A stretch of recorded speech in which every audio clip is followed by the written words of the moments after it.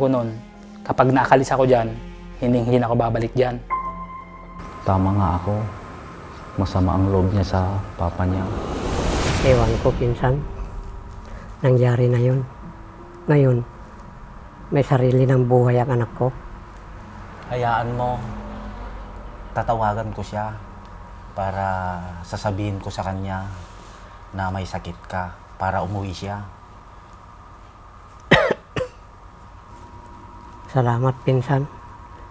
Gusto ko rin humingi ng tawad sa kanya. Tama yan, pinsan.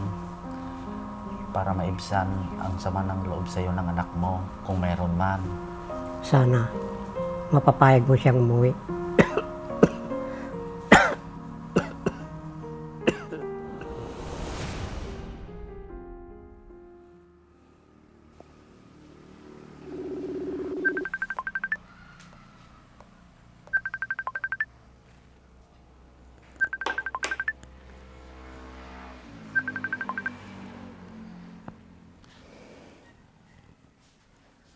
Hello po, Tito.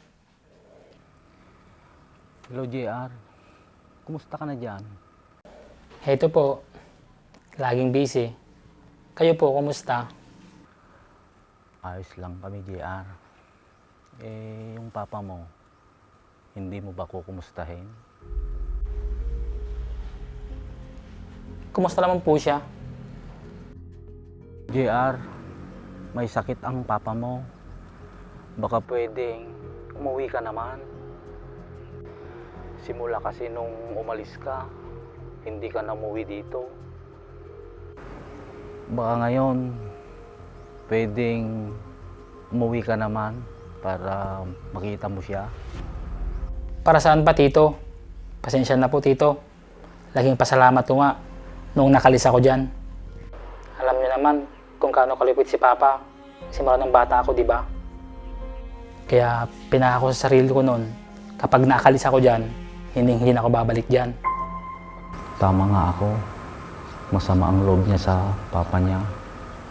Hindi kita masisisi, iho, kung ganyan ang nararamdaman mo sa papa mo. Hindi ba sapat na dahilan na uwian at bisitahin mo siya, gayong may sakit na siya? Hindi ba pwedeng isang tabi mo muna ang galit mo sa papa mo? Pasensya na po kay Tito. Hindi ko pwedeng iwan yung trabaho ko dito. Ayoko magsaya ng perang pamasahe pa uwi dyan. Pero iho, Pasensya na po, busy ako.